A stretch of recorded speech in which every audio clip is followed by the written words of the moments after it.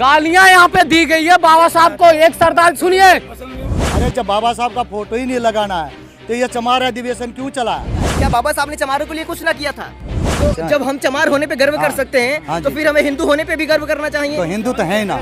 आपको ये बता देना चाहता हूँ कि जो चीजें यहाँ पर हुई है, यहाँ पे मंचों से चिल्ला कर बोला गया है जिनको बाबा साहब पसंद है वो यहाँ से चले जाएं और जिनको नहीं पसंद है मतलब वो ऐसा यहाँ माइक है। में साफ साफ बोला गया। लेकिन क्या वजह है कि चमारों के नाम पे प्रोग्राम हो रहा है और बाबा साहब की एक फोटो नहीं लगाई जा रही है?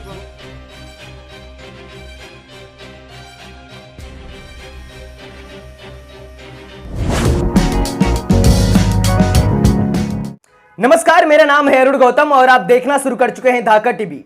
आज है 4 अप्रैल और आज के दिन देश की राजधानी दिल्ली में भारत का प्रथम चमार अधिवेशन हुआ। मैं भी दिल्ली में ही रहता हूं और मैं भी पहले खुद को चमार ही मानता था। ये उस दौर की बात है जब मैं बाबा साहब को नहीं जानता था।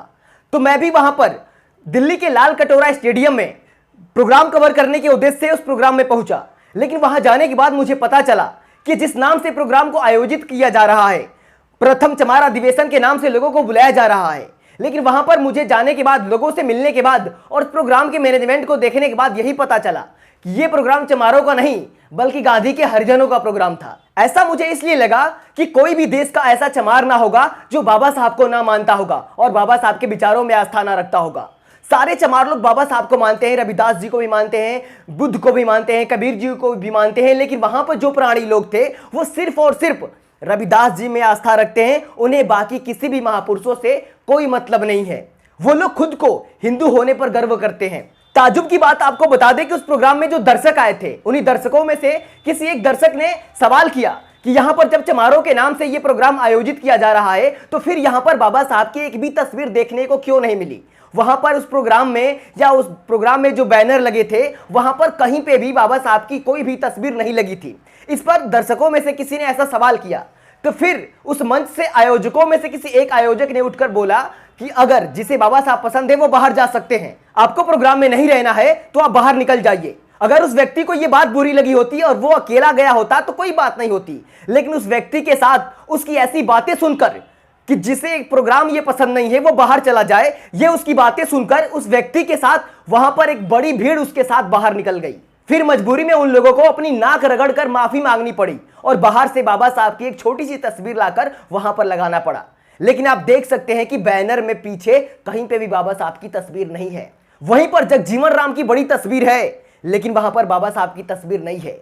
बाद में एक छोटी सी तस्वीर लगी भी, लेकिन जो भी आ रहा था वहां पर उस मंच पर संबोधन करने के लिए तो कोई भी बाबा साहब की तस्वीर पर माला अर्पण नहीं कर रहा था। जो भी आ रहे थे सिर्फ और सिर्फ रविदास जी को माला अर्पण कर रहे थे। वहां जो भी हो रहा था उसे देखने के बाद मुझे यही लगा कि बाबा साहब या हमारे बहुजन समाज के जितने महापुरुष लोगों ने सपना देखा था भारत को जाति मुक्त करने का, उनके सपने को तोड़ने के लिए ऐसे प्रोग्राम को आयोजित किया गया था। क्योंकि यहां पर जाति जोड़ो की बात हो रही थी, ना कि जाति तोड़ो की। वहां पर बैनर पर क्या लिखा गया है आप देख सकते हैं, जाति जोड़ो। यानी ये लोग हमारे महापुरुषों के सपने को, मिशन को बर्बाद करने वाले लोग थे, जो जातियों में आस्था रखते हैं, जाति से बाहर नहीं निकलना चाहते ये लोग। कुल मिलाकर वर्ण व्यवस्था बनाए रखना ही इन लोगों का उद्देश्य है, क्योंकि ये लोग जातियों से नहीं निकलना चाहते, वर्ण में रहना चाहते हैं। और सबसे खास और अहम बात आपको बता दें कि वहां पर एक अपने समाज के सिंगर थे, मंजीत मेहरा।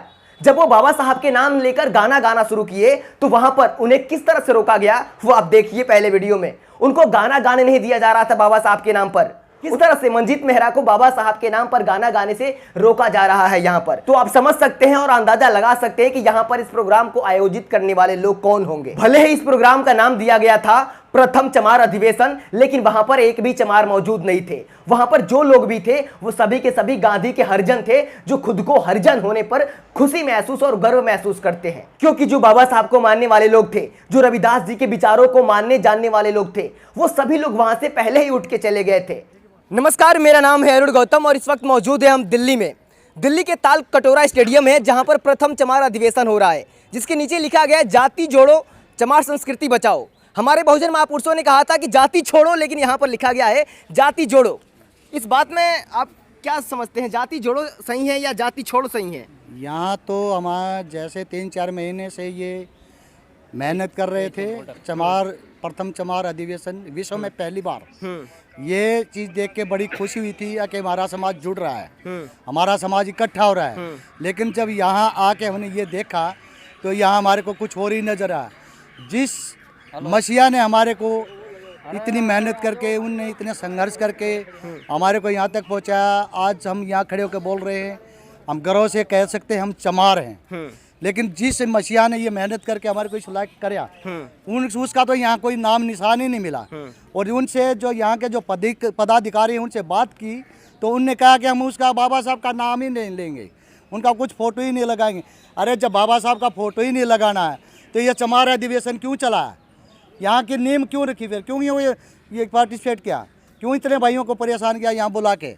बाबा साहब को बेइज्जती की इन लोगों ने ना, बाबा साहब तो जितने लोग भी खुद को चमार होने पे गर्व महसूस कर रहे हैं, हाँ जी। क्या वो लोग खुद को हिंदू होने पे भी गर्व महसूस कर रहे होंगे? नहीं, हम चमार हैं, हिंदू नहीं है। हिंदू नहीं चमार हैं। तो हिंदू धर्म का ही तो अंग है एक चमार, वर्ण व्यवस्था के अनुसार चमार भी तो जाति में आता है। धर्म से बना है ना, बौद्ध धर्म से हम चमार हैं। बौद्ध धर्म से चमार, बौद्ध धर्म से हिंदू धर्म बना है। हाँ, बौद्ध धर्म से हिंदू धर्म बना पहले है। बौद्ध धर्म था। हाँ। आ जाइए, आ जाइए। बौद्ध धर्म पहले से था, हाँ, पहले से बौद्ध धर्म था ना। वाले बाहर से आए। अच्छा अच्छा, हाँ, आर्य। ठीक है। तो हिंदू धर्म के लोगों ने ही तो चमार शब्द की उत्पत्ति की थी और चमार शब्द हम लोगों को दिया था। तो जाहिर सी बात है जब हम उनके चमार शब्द को ढो सकते हैं तो उनके धर्म को क्यों छोड़ रहे हैं फिर?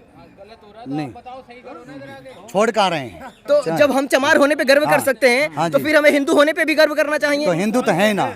हाँ, हाँ, हिंदुस्तान में। हाँ। लेकिन संविधान, लेकिन आप लोग कह रहे हैं कि हम हिंदुस्तान के हैं कि हिंदू हैं, लेकिन संविधान के पहले पेज पे लिखा गया है कि इंडिया इज भारत, ना कि हिंदू। अगर हम हिंदुस्तान है तो हम भारत के लोग हैं। तो ये बात भी, चलिए आगे बात कर लेते हैं। क्या आपको ऐसा लगता है कि बाबा साहब ने सिर्फ अदर जातियों के लिए कुछ किया है? क्या बाबा साहब ने चमारों के लिए कुछ ना किया था? जितने भी SC ST OBC हाँ समाज है, हाँ या महिलाएं हैं, हाँ पूरे इंडिया की, हाँ जितना भी गरीब किसी भी कास्ट से है, बाबा साहब ने सबके लिए काम किया है। और तो फिर वो लोग कौन है जो आज बाबा साहब के नाम से इतनी चिढ़ कर रहे हैं? एक यहाँ पे फोटो बाबा साहब का ना दिख रहा है, वो कौन लोग हैं? अब उनके बारे में क्या बताएं? राजनीति वाली बात वो कोई राजनीति से संबंधित लोग हैं जो एक राजनीतिक लेकिन स्टंट देखा है। जाए तो राजनीतिक पार्टियां जितनी भी है, चाहे बीजेपी हो, कांग्रेस हो, आम आदमी पार्टी हो, सब लोग बाबा साहब को अपने पोस्टर पे जगह देते हैं। बाबा साहब के बिना कोई भी पार्टी राज नहीं कर सकती। लेकिन क्या वजह है कि चमारों के नाम पे प्रोग्राम हो रहा है और बाबा साहब की एक फोटो नहीं लगाई जा रही है? वो उनकी गलती है, उन्होंने नाक रगड़ के माफी मांगी है हाँ, और वो नतमस्तक हुए हैं। ये तो वही हाल हुई कि हमारे महापुरुषों को हमेशा गालियां दी जाती है, बाद में माफी मांग लिया जाता है। हाँ, तो ये उन्हीं की श्रेणी के लोग हैं। उन्हीं की श्रेणी के लोग हैं, ये उन्हीं की श्रेणी के लोग हैं। तो क्या भाई, आप भी बहुत डेंजर चमार के नाम से वीडियो बनाते हैं? मैं जैसे क्या आपको ऐसा लगता है कि ये जो प्रोग्राम हो रहा है ये सच में हमारे खून वाले ही चमार लोग हैं? अरुण भाई, मैं सीधे तौर पे कह रहा हूँ, मैं बहुत दिनों से वीडियो बना रहा हूँ। लोग मतलब चमार के नाम से मुझे भी संबोधित करते, पर मैं लगाता नहीं हूँ। ये समाज ने मुझे नाम दिया है। लेकिन मैं आपको बता देना चाहता हूँ, यहाँ पे जितना भी चीज मुझे दिखाई दिया, एक कहावत है कि मुख में राम बगल में छुरी। आपको ये बता देना चाहता हूँ कि जो चीजें यहाँ पर हुई है, यहाँ पे मंचों से चिल्ला कर बोला गया है, जिनको बाबा साहब पसंद हैं वो यहाँ से चले जाएं, और जिनको नहीं पसंद है मतलब वो ऐसा यहाँ माइक रहें। में साफ साफ बोला गया? माइक में साफ साफ बोला गया। और आपको ये भी बता देना चाहता हूँ कि आप किसी राजनीतिक पार्टी में चले जाइए, चाहे बीजेपी में चले जाइए, चाहे कांग्रेस में चले जाइए, भले वो अपना वोट बैंक अगर बनाने के लिए ना, तो भी वो बाबा साहब की तस्वीरें लगाते हैं। और बाबा साहब इस जाति के लिए लड़े थे, जो कि जातियों की वजह से आज हम गुलाम बन बैठे हैं। बाबा साहब ने जातियों के लिए लड़ा था, लेकिन आज हमारे लोग जो है जातियों को का ही बढ़ावा दे रहे हैं। तो ये बिल्कुल, ये मेरे हिसाब से गलत है और ये बाबा साहब का अपमान है। और ये लोग कौन है? ये RSS के टुकड़े हुए लोग हैं, ये जान लीजिए। मैं डरने वाला नहीं, आज ना आप अभी डरता हूँ, ना कल डरता था, ना और ना ही डरूंगा। जहां समाज के ऊपर अन्याय होगा और जहां बाबा साहब का अपमान होगा, वहां डंके के चोट पे कहता हूं विरोध करूंगा तो करूंगा। और ये भी सुन लें, घर पे जाऊंगा, मेरा चैनल है जन आगाज, आप सभी लोग देख लीजिएगा सर्च करके। मैं विरोध करूंगा, वो भी आपको बता देना चाहता हूं, अच्छे तरीके से विरोध करूंगा, क्योंकि यहाँ पे बाबा साहब के नाम पर गालियां दी गई है। और आपको बता दें, गालियां सुनिए, बिल्कुल क्यों नहीं सुना मैं, अगर गालियां यहाँ पे दी गई है बाबा साहब को, एक सरदार सुनिए, बाकी इस वीडियो के बारे में आपकी जो भी राय है कमेंट बॉक्स में हमें जरूर बताएं और ऐसी ऐसी वीडियो से हमेशा अवगत होते रहने के लिए सब्सक्राइब कर लीजिए धाका टीवी, तभी आपको देखने को सुनने को मिल सकती है ऐसी ऐसी खबरें और ऐसी ऐसी जानकारियां। और धाका टीवी का आर्थिक सहयोग करें, क्योंकि आपके सहयोग के पैसों से ही हम इधर उधर जा पाते हैं और आप सबके लिए ऐसी खबरें ला पाते हैं।